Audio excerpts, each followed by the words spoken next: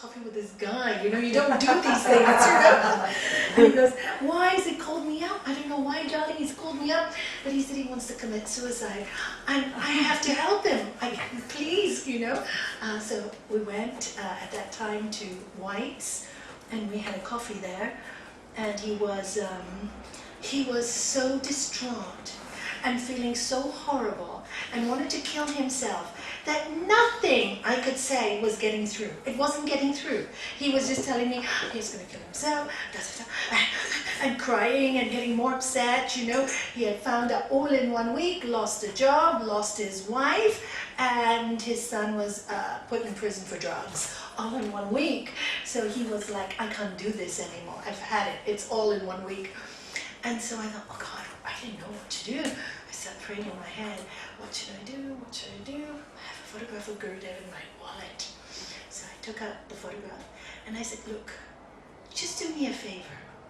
I want you to repeat Hari Om, the mantra, for 24 hours. Please do that for me. He said, but Nalanie, you can't leave me. I said, I have to go home. I have a family and I have work and I have kids. But just repeat the mantra Hari Om for 24 hours, please. He didn't even ask me what it meant. He just went, Hari Om, Hari Om, Hari Om. You could see he was fighting himself, the demon and the angel. I saw the battle. And then when so anyway, 24 hours later, he calls me up. He said, I don't know what this Hari Om is. I have no idea. And I have no idea who the picture you gave me was or who he is. All I know is that I don't want to kill myself. And then it so happened, I had a client who came into my shop. I was working in a retail shop, and said he was looking for somebody who could deal with properties or management. And I remember that this guy did management. My husband had told me. So I put them together and he got the job. So you tell me the power. Anyway, many years later, after this is all over, maybe 15 years, 5 years ago, this was, before I even started teaching, he comes to me, Nalanie! And of course, the story I remember, but you forget other things, right? And he comes to me and he goes, look, I have to show you something. I have to show you something. And he takes out his wallet and he said, that's the picture you gave me so many years ago. I don't go anywhere without it. So like him, throughout the years, I've had many like that. And they've told me, somebody went fishing and he thought he was going to be, overturned because it was windy seas. And I had given him this picture of Gurudev, and he said he had it there and he knew that he wasn't going to die. He just knew. And the moment he knew it, everything worked for him. The waves went down and, really cool. I like these stories, And, it's really just, and he was like total faith. And today's subject, Shanti tells me, is devotion. And what is devotion? And total faith. Most of us have this God out there, you got to be unhappy, and unless, suffering is, we have to suffer in order to grow. Suffering only comes to us to teach us that this is life, and to teach us about non-attachment. We say non-attachment in yoga terms, I can't be attached to this person or I'll suffer, I can't be attached to this or I'll suffer. But non-attachment really simply means to know nothing is yours. And when we try to detach ourselves from people, try to detach ourselves from things, because it's a pull. Do you feel the stress when you work too hard to detach, because that's what we should do. When you're actually working so hard, you're working against the law of love. You're working against the law of love. Notice when you don't have love in your life, how you feel. There's an emptiness. So in all my years of studying about God and the divine, I have realized in my own life, the highest point of connection with this energy, this dynamic energy, that lives in all of us, in all of us, in all of us, in all things, in this mic, in all things. Just vibrates at a different level, that's all. vibrates at a different level. It's that power and that unconditional love. Because when you're not in that kind of love, you are away from the divine. Many people tell me, I go to church, light candles, I tell God how much I love God. No point telling God how much you love God when there's only pain in your heart. Why doesn't God listen? Because there's no love there. It's not that God doesn't listen. The moment you love, how do you feel? Yeah, there's a lightness in you. There's a joy in your walk. And that's why grieving is so hard. When you lose someone, when there's separation, it's so painful. It's so hard. Any kind of separation. Even when you really don't like somebody and you have to separate, it's even hard. People come to me when they separate and I say, but aren't you happy? Isn't that what you wanted? For ages you want to separate? Why are you crying? You should be celebrating. Isn't this what you want? It's too hard. Separation is hard. And then I learned in my work that sometimes we have to move away from each other. But in separation, if love is put in, then it's not so hard. And of course, you will always have one side giving the love in the separation and the other side maybe not.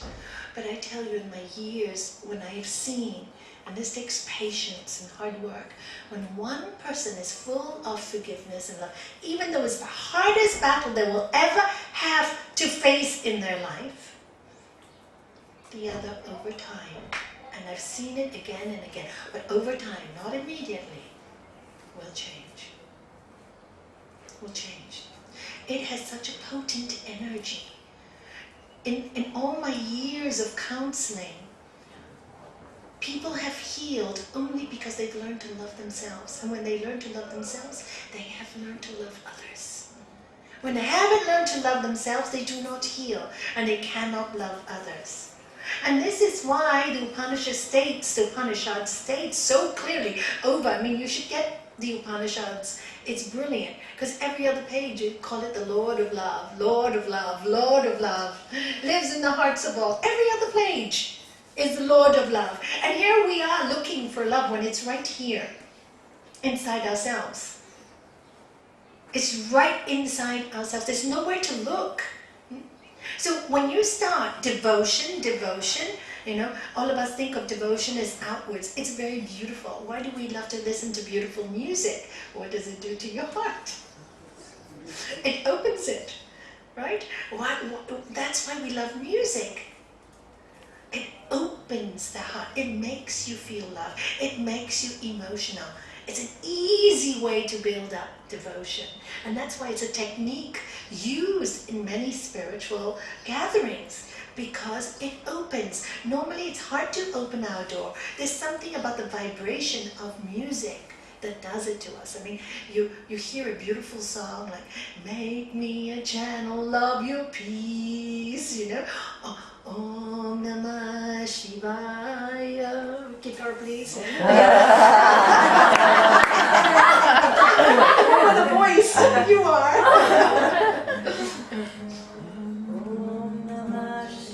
When you get the tune, sing with her, okay? Get the feeling. Om Namah Shivaya. Om Namah Shivaya. Om Namah Shivaya. Close your eyes. Om Namah Shivaya.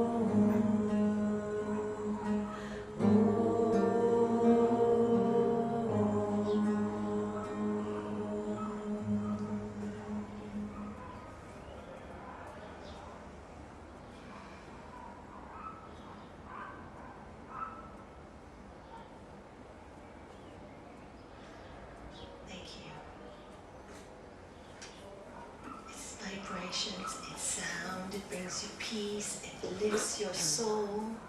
You know, for those, when mantras are new, it takes a little while because the first feeling is I'm singing in a strange language.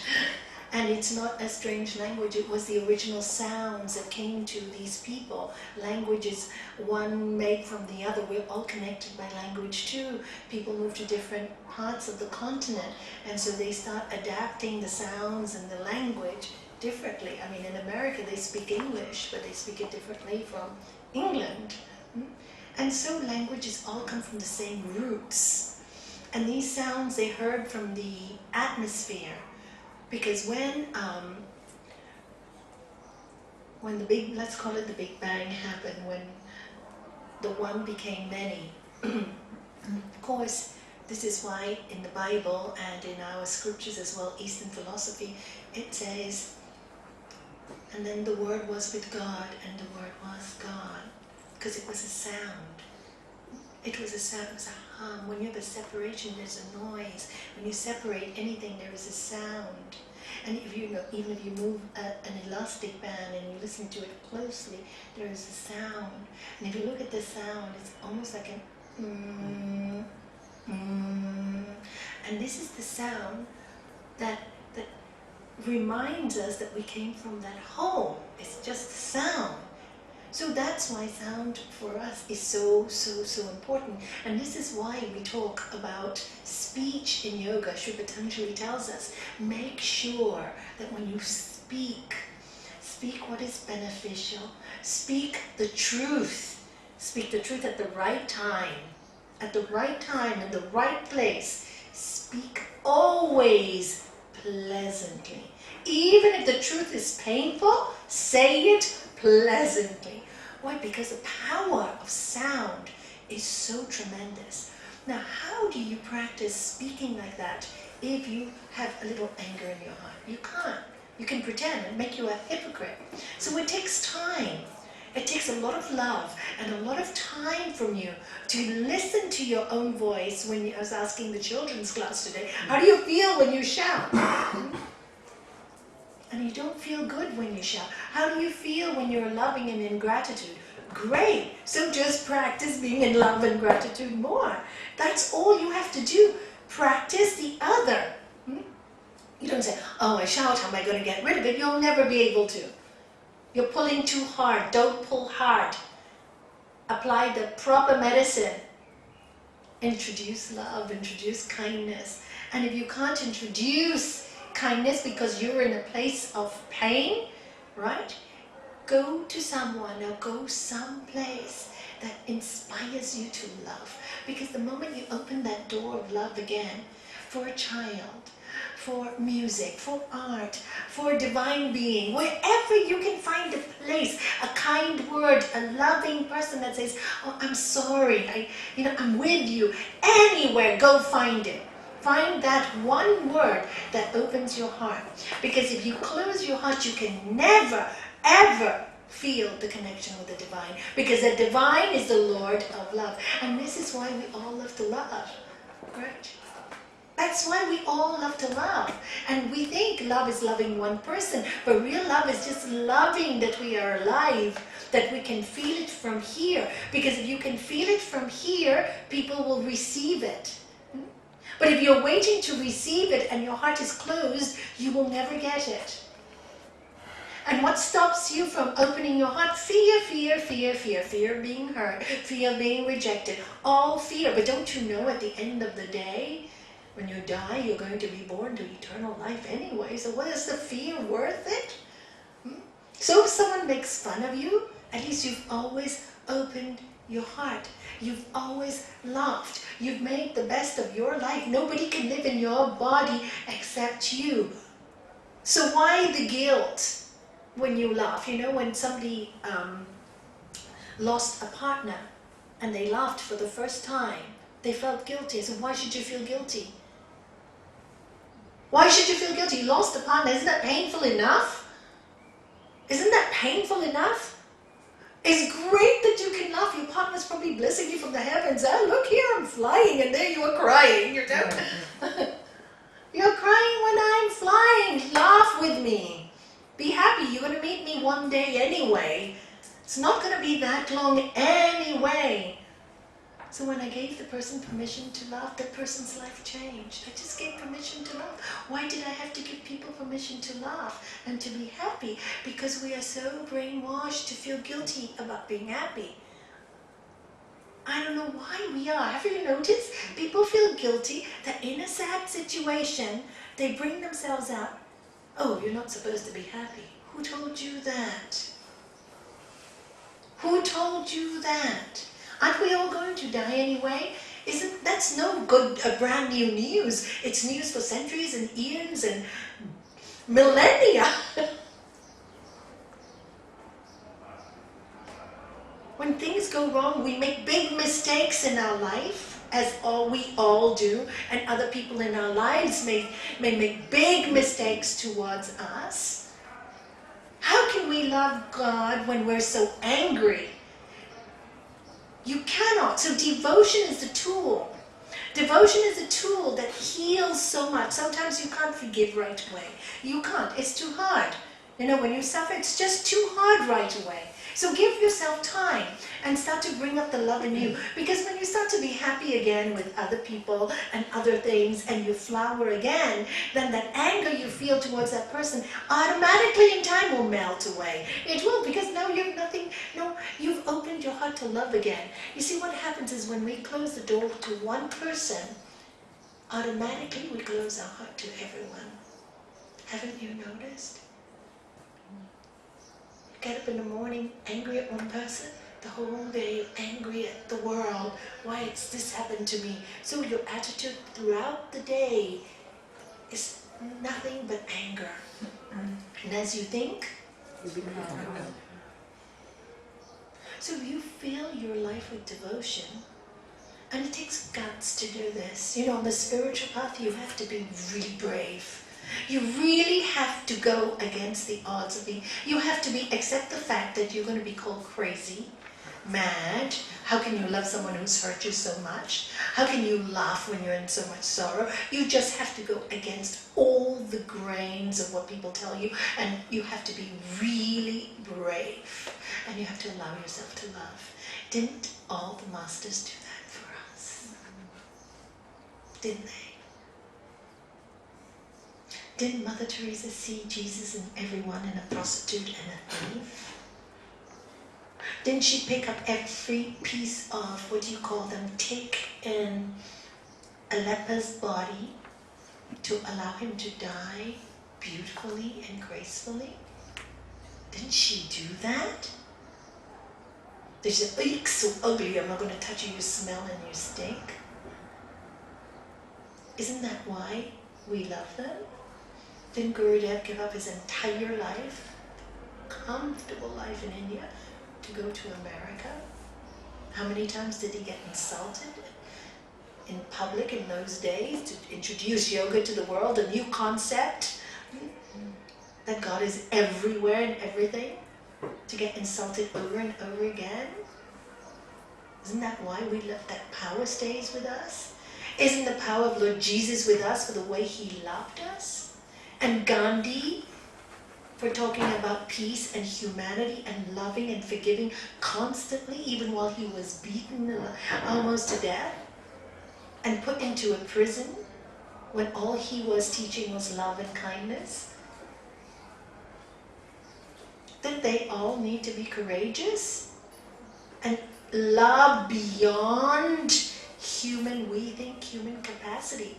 But I have learned that not only those great souls can do this. I have learned in my years of counseling with people who have worked on themselves that every person has that power. I have seen people who never thought they could forgive. I've seen it over and over and over again. And this reminds me of the greatness of our human spirit and our soul. The greatness of our human spirit and soul. So how do you build devotion in your life? When you're suffering, now you know, practical point, go to someone who is full of love. Not someone who will tell you, yeah, go fight more, do this, and make it worse and worse. No. Go to someone who will tell you the only way you can put out a fire is with water. But since you have no water to give at the moment except tears of pain, let us go and have a nice walk and let us think of pretty things. Let us not talk about this subject for a little while. I know you need to, and I know you want to talk about it, but enough is enough. What you need is a bit of peace and love to come back into your system, heal, and then go back to the problem.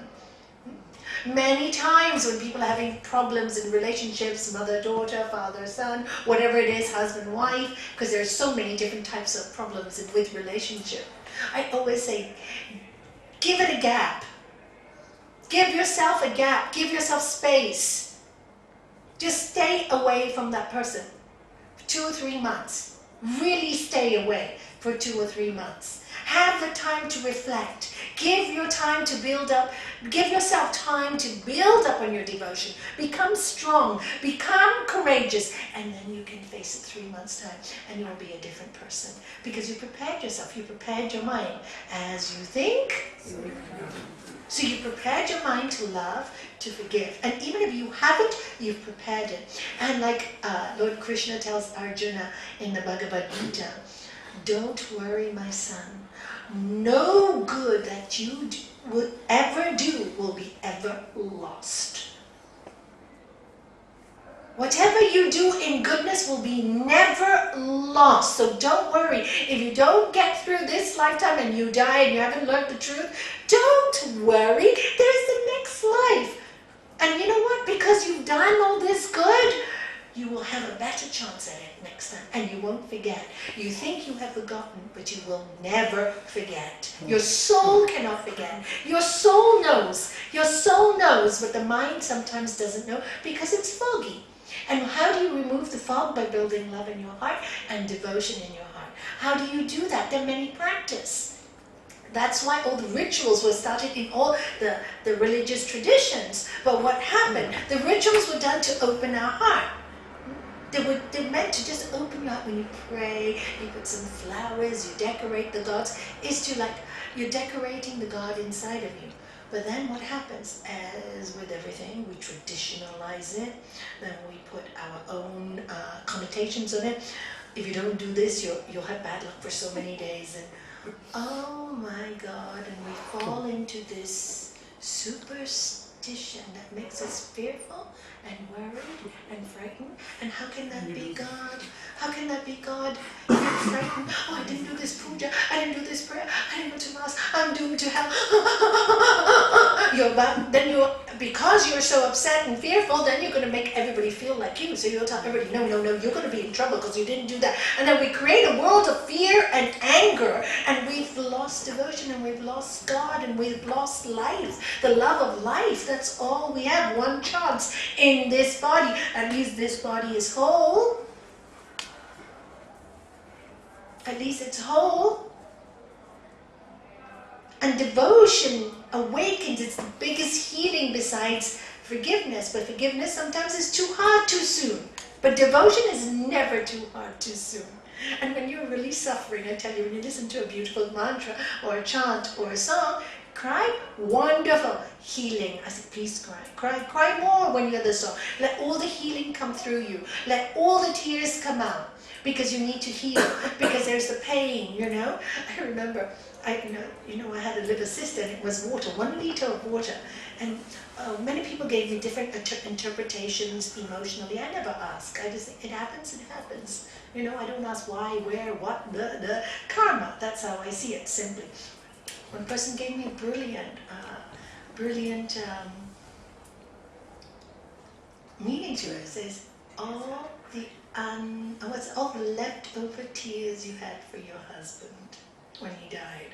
I thought, that feels right. Because sometimes the mind can do it, and I'm strong mentally, and I'm strong, I think I'm very strong spiritually, but maybe my body is not so strong. So that really rang true. Isn't it incredible?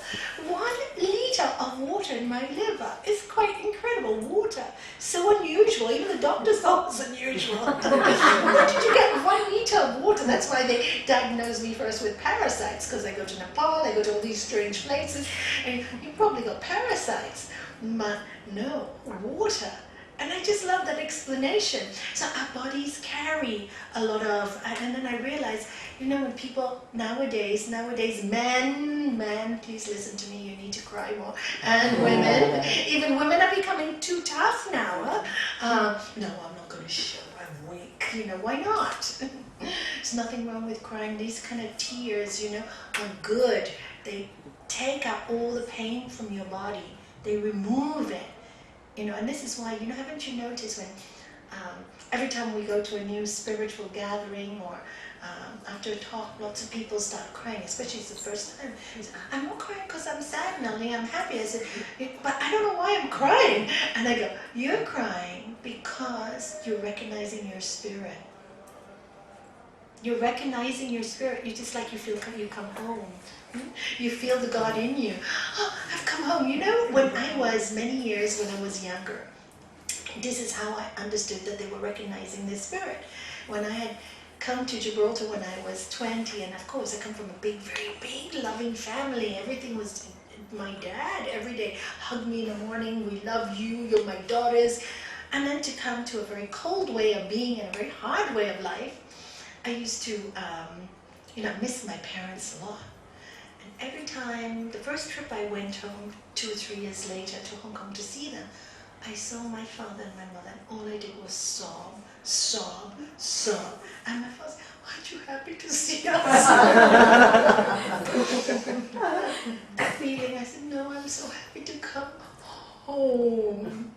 That feeling, home. And it was tears so joyful. I hadn't realized how much I had missed them.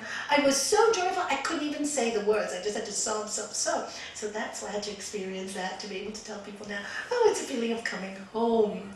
You feel home in yourself, the spirit, And then after I learned about finding my spirit or devotion or God, whatever you want to call it, I never cried anymore when I went home because home was here. I never cried, I laugh. I go, bye, and I go there, hi, but no more crying because now home is here. Doesn't matter where I am, home is here. And this is what all the scriptures tell us, that home is here, and find that home. And for me, the easiest tool to find that home is devotion. It is love, it is devotion. So, like I was starting to say, the puja, the rituals that we do, the prayer ceremonies, all these rituals are to open our heart. But because now they become so cold, everybody just, or say it, Om Karam Bindu Samyuktam Nityam Dayanti Yogina. There's no energy, there's no love. It's like just rote, you're just repeating it. There's no feeling in it. But when you say it with love, it changes the whole thing. The same thing.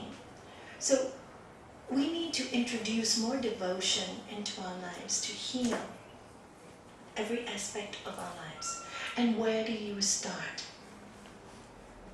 Where do you start? Yeah. But which place? Your heart. Yourself, your heart.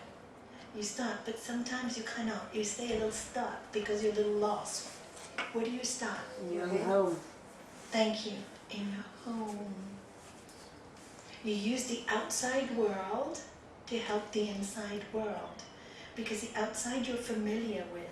Until you get familiar with this, you need a few props from the outside world. Alright? Get your props. And then when you're familiar with this one, you drop all your props. So the outside world is your home. The first thing you do every day to build up devotion, what would you do if you had to build up? If you had to tell somebody to build up a practice of devotion, anybody in this room, what's the first thing you tell them to do in the morning? Anyone. Nothing is wrong. You can say what you feel, because every way is different. Give thanks. Grateful. Give thanks. Gratitude. Anybody else? Meditate. Smile. Meditate. Smile. Sing. Sing. Listen to mantras. Listen to mantras. All these are ways. Choose a way that makes you bring this feeling of love. Choose one that you choose. Close your eyes right now, so you remember. Otherwise, we finish tonight and everybody's going to forget. And if you put it in your mind, you will not forget. I want you to close your eyes.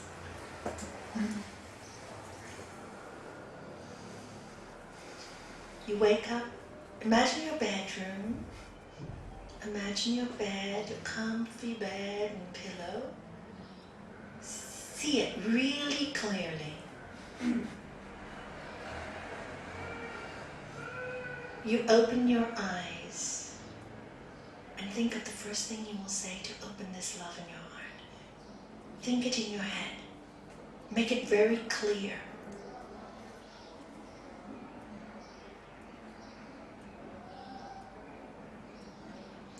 Open your eyes. It's only one sentence, so you don't need to think so long. Anybody want to say what they thought? Thank you, God, for another day. Thank you, God, for another day. Yes? I always say thank you for everything that you have given me and that I am going to be given. Wonderful. Make it clear. What did anybody else? I have to say this. I said the Same thing. Anybody else would like to say? Not frightened to Om say. Namah Shivaya. Om Namah Shivaya is mantra. See? Om Namah Shivaya. See how you have to use your tool. And Morning, God. that is so short, isn't it?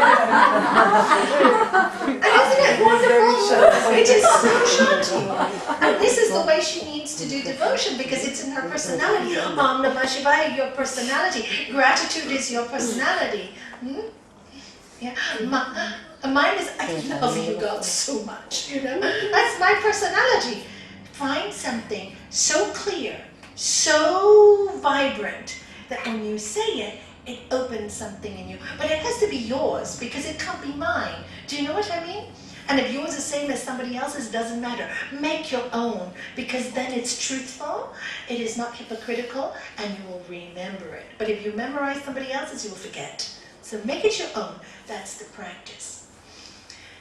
Now, there's a second practice that I would like to talk to you about that I actually witnessed when we had the Sabia retreat. How many of you came to the Sabia retreat? Okay. You will remember, and for those who have couples who are living in a relationship, you will remember there were two people, a male and female, Diego and Katia. You remember that? Wasn't that just everybody was crying?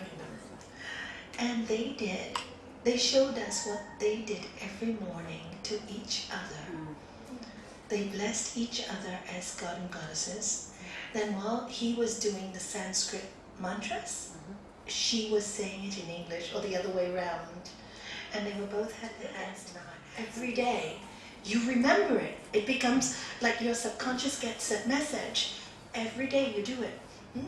Every day you do it. Just make it happen. What's the point? Going to your temple and praying, oh, make this work and make that work. Not gonna work. Go straight to the source. Where's the Lord of Love? You know, the first time I told my husband that was Diwali. And I normally take over the prayers, all the India pujas, I do it. And he just does it. He follows me and he does it. And when I started yoga, it was like tradition before then. And then when I started yoga, Diwali prayers, and I'd call him into the room, my prayer room. And I said, darling, can we pray together? I know you're still a little bit not sure about how you see God, but my God is love. And I want to be really grateful that you have come into my life. And I was so touched by the way, because when I blessed him and I go, God bless you, I didn't even ask him to do it back in return. And he took his hand and he closed his eyes like that. And he goes, God bless you, God bless you. May you never get sick again. May you never get sick again. And the devotion I felt. And he said he didn't believe in God. I think his prayer was far more powerful than mine. I lived with my pneumonia and all. Do you see he had the power with that dramatic love? And every Diwali he started to look forward to it. And then Lakshmi told me one Diwali, she said, Nalanie, we did the prayer here. went home and did it with my husband. And I thought, oh, how beautiful. I said, how did he take it? And she said, he loved it. So sometimes we have to introduce husband to wife or friend to friend, whatever, just do it. And any relationship, gay relationships, any relationships, really, it's all God's energy. There's no separation, there's no better, there's no worse. Everybody is the way they are because that's the way it was designed. Who are we to judge anything? But do it with your partner every day. And then do it with your children. Start the day with your children. I really tell you this works.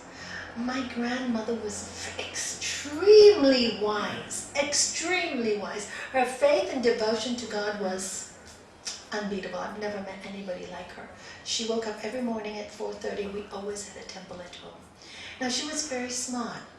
Because we lived in a joint family system, lots of kids in one house, we lived with my cousins. She would put a coin, we had an altar, coin for each grandchild, every morning on the altar. We all knew our place on that altar. We would not get that coin till we went to the prayer room. Smart, because children, you want something, when you're young. But of course, she did this till we were about 5 or 6. So by then, we had all developed the habit. So the next generation, young people, it was done again for them. And the older ones already had developed the habit of praying every morning. So that's another thing to do with your children.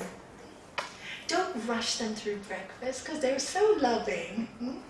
Didn't you say to me you loved art today? Every morning, that's what she loves in her life. And I told her, Gurudev said, he and art makes heart. And she loved it. Didn't you love that?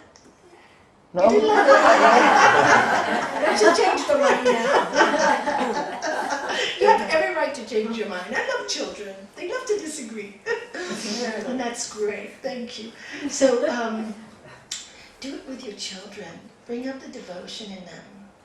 I really think if it wasn't for my grandmother doing that, I would not be sitting here today. I owe her a lot. I owe her a lot. And I think these kind of traditions, and then of course we grew to love the prayer room. We just grew to love it. Start the day with God, everybody says. And then also you have then the faith in yourself that you have that discipline. You create a discipline. And this is why we say meditate a little every day. Because when you have a discipline, then it reminds you, right? It reminds you. We make discipline to comb our hair, to brush our teeth. These things that we leave behind. What we need to do is make a time for the divine. But with the family, in the home. And if somebody's frightened at home, sometimes a child will get scared, you teach them. How do you teach them devotion? I said, oh, don't worry. We make some holy water. And it's been proven, you all know, what's his name again? The Japanese? Dr. Emoto? Emoto. It's been proven that when you sing to water and love it, the molecules are perfect. And when you swear at it, it all goes distorted. If you haven't seen it, look it up in your internet. It is a scientific fact. Right? That's why there's holy water.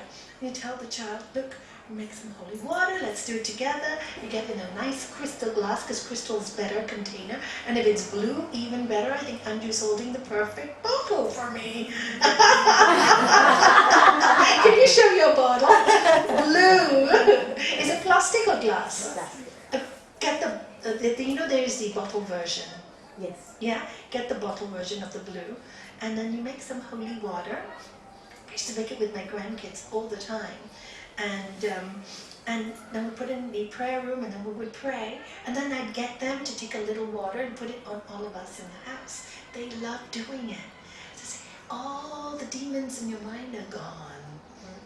And come on, you're scared, you had a nightmare last night? Come, let's sprinkle this water on your bed. So fear goes away. You tell them God is love. The water is full of love. God is in the water. And these are little things you can do to create that energy in your own home. They're little, but they're so effective. And when devotion comes up, then when your house is peaceful, you know the saying, united we stand, divided we fall. This is why separation is so painful. And that pain takes us away from the divine for a long time till we get healed. And during that healing period, it's a hard time for the person going through it. It's a very hard time. So we need to help as much as we can for these souls to uplift. Uplift them with love. It's the only thing.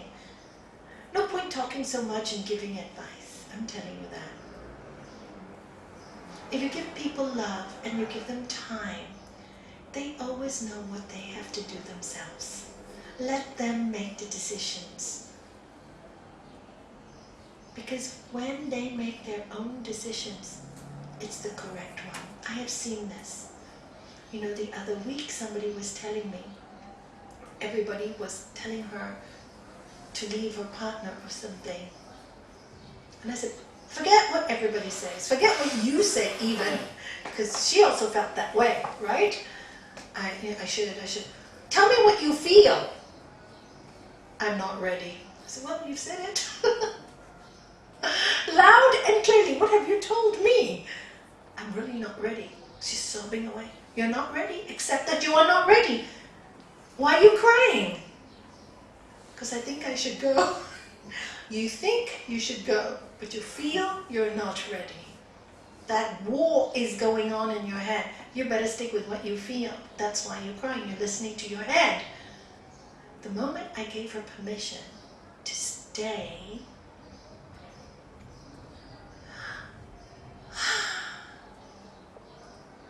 I'm really not ready to go. It's not my time. Da da da da da da da and everything. I'm going to give it a try. I'm going to try this and I'm going to try that. All from her mouth, not mine.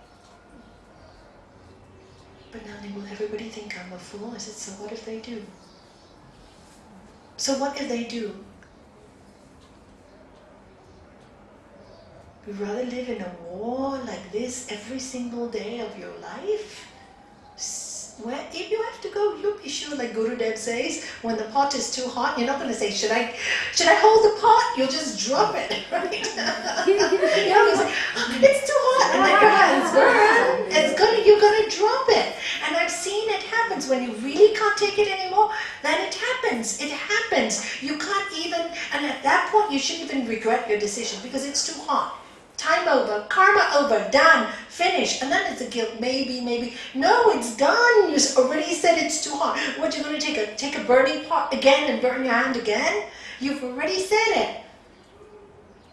See, all the time you have to follow you. You have to follow you. And the only way you can follow you is loving and respecting what the gods are telling you through your soul language. Because there is a language of the soul. Didn't you know that? Haven't you noticed many times your soul will tell you something and you don't listen?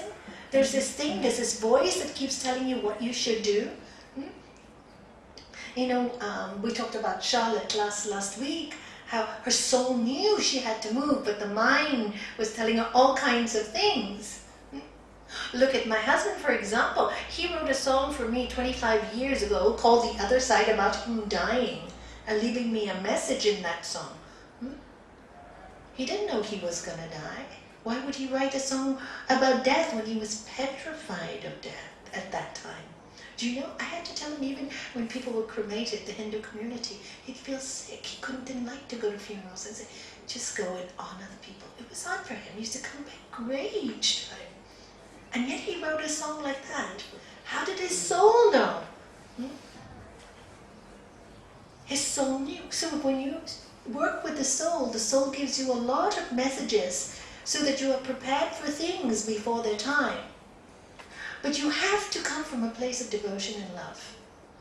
Doesn't work otherwise. I've seen it. I've seen it again and again and again. In pain, when people drown in their pain with anger and fear, nothing works. In pain, when they flood themselves with love and understanding and compassion, things start to heal much quicker. Not only does it heal, they have sent many angels from the gods. Like I believed I was sent many angels in my worst time. Many! many signs and many angels. In your time of pain, your ascent, if you just sit with it and love it, it made me realize how many people go through this every day.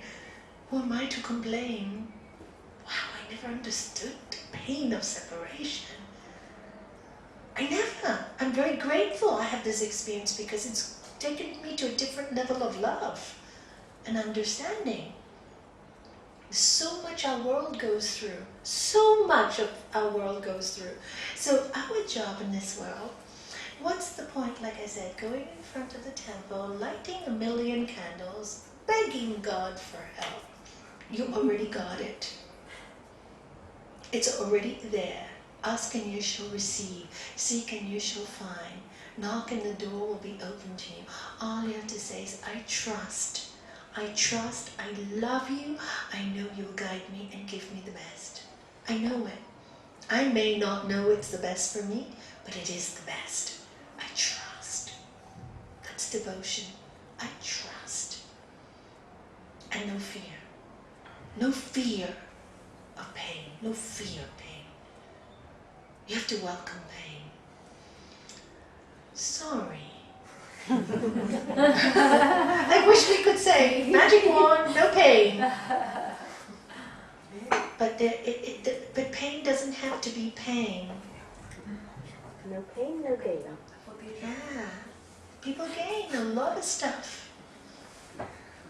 And it's the devotion in the pain that changes the element of pain. Are you seeing devotion? That's real devotion. Devotion doesn't have to be, oh, I love you, I love you, I love you. It's from the soul. That soul. When husband can look in the wife's eyes and wife can look in the husband, and I'm really looking for the God in you and I'm really looking for the goddess in you. I know our minds may be complicated some days, but I'm looking for that God in you. And I'm not going to let that go, because I let that go, I let the goddess in me go too. And let that go too. So that is the practice of devotion that one can apply in our lives. And the proof is in all the good works that we see people do in this world. And in my life I have met many, many, many incredible souls. I'm sure you have. Any of you met some really good souls that are full of love, and all they emit is this peace, this connection to the divine, what I call God. Exactly. I'm looking at you. Looking at it.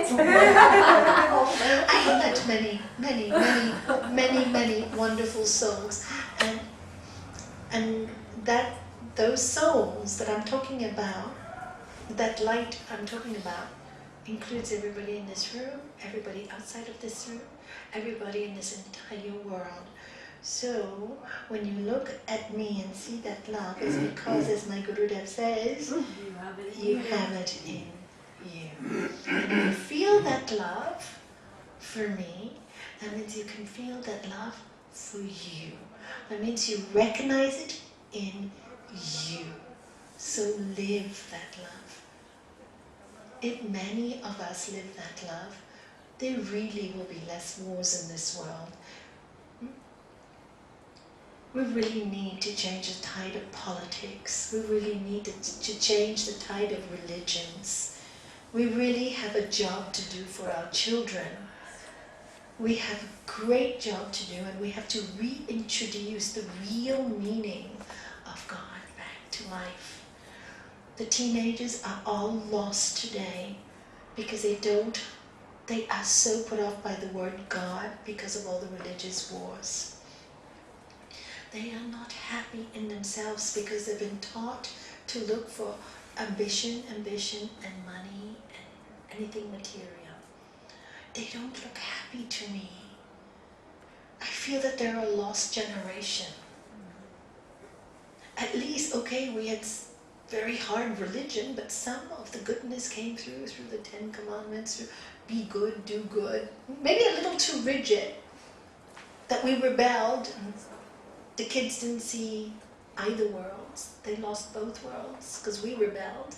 But we didn't introduce God in a way that they could understand, the new generation could understand sharing, loving, kindness.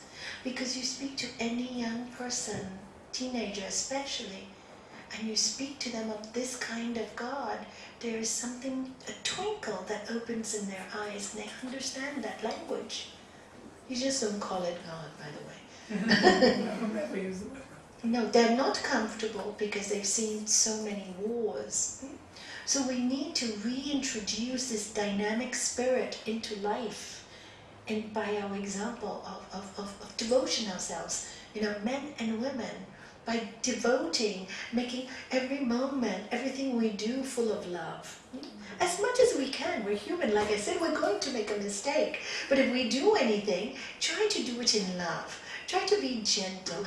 Try to be gentle when you pick up your cup, when you put it down. Do that practice every day. Try to lay things down carefully. Try not to be rough. Try to be gentle with everything. Treat everything as divinity. And that is the practice of devotion in your daily life. And you will influence so many people just by practicing that devotion. Because what are you doing then? You are meditating every single second. You are practicing yoga every single second. Because every single second you are doing things with that feeling of love. You may not look it to the child that you are telling off, but you are telling off that child because you love them. But there is a way to tell them off. There is a way to tell the child off. Not to treat them as idiots, but souls. Because they are great souls and they've come to teach us. And we don't respect our children enough. Oh, go to bed. Oh, do this. It's so rude. Where's the gentle? This is what I love to see. Look how much they love it. The hugs, the cuddle, the fingertips, It's what they start for. It's what we love. And then they do listen, Nalanie, because you think that sometimes you're trying to get something across to them and they're like, in their own little world. For example, my granddaughter, I told her about the exams, how they were going for her and everything else. When I got home after I was speaking to you, she says that in the exam room, she saw everything breaking up, everything being blown by the wind. So this was her GCSE, she couldn't do them, She started to cry and cry and cry. And she says, and all of a sudden I said, well, Gurdev, now what? And she says, I just looked across the room when I said those words, and I saw a sewing machine. And I asked the teacher, how long do I have? And she says, well, 10 minutes. He says, and Gurdev planted that thought, sew them together. How incredible. She did. She's incredible. She said, I didn't even see the machine there. So all I said was, and now what, Gurdev? So she heard her granny asking for help from the source. And me too, my son was doing the religion GCSE and he had chicken pox. Can you all hear her? Yeah? Do you mind? I know the people find from the back, they find it hard. Yeah. Sorry. My son was doing the religion GCSE and he had chicken pox and everything was like he was not going to do a test at all, and in the last minute they had it approved from UK for an examiner to come to the house to do the religion GCSE. So I was praying for that. Apparently it's like the first one or something like that from his school to have it done at home. He did not get rid of it.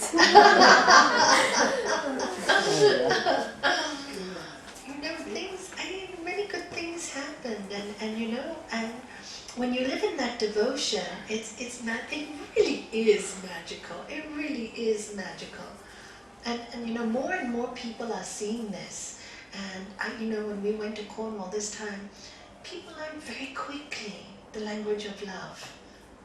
And they learned very quickly that the language of love was recognized in laughter. So everybody came on a Friday with solemn faces. Yeah, isn't it true? And everybody left with laughter.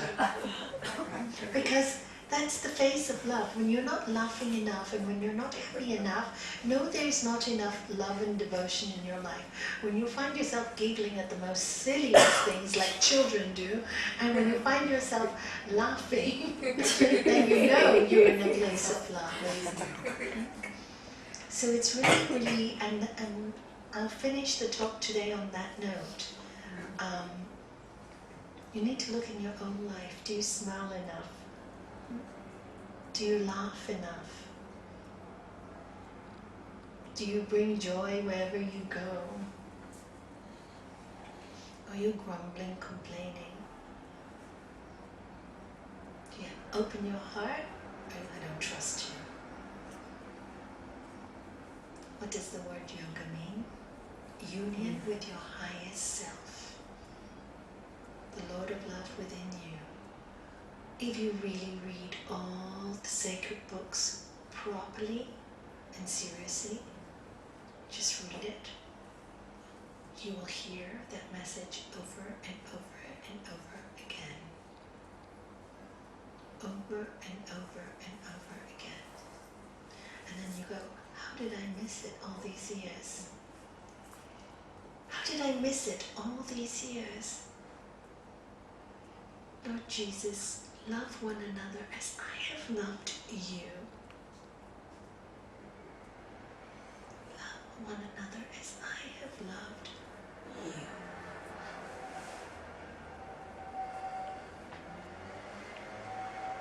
My Father and I are one. You are my brothers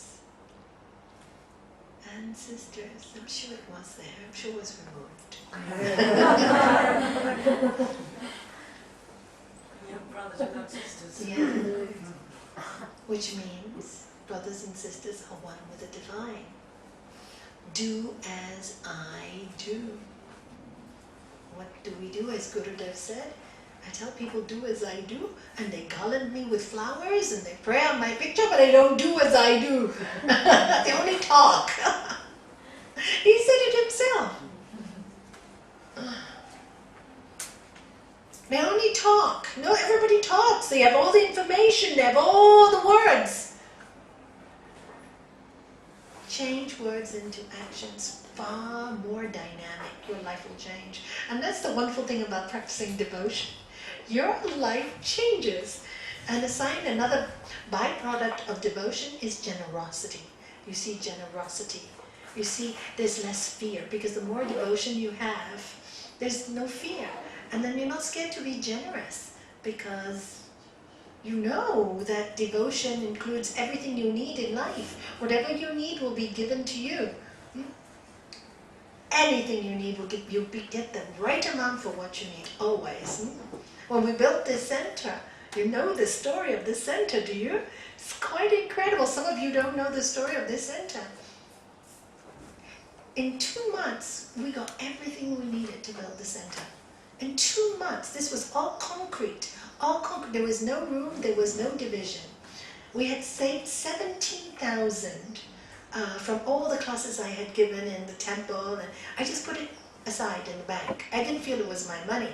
You know, I used to say €3 a class, donation, €3. And I said, oh, I'll use it for my own study, but I couldn't. I just couldn't. So there, we put it aside. Then we did some fundraising. We did some quiz game. Put it aside. We built up to 17,000. Suddenly we get a phone call from the government, we've got a place. Out of 50 applications, 3 were accepted and we got a place.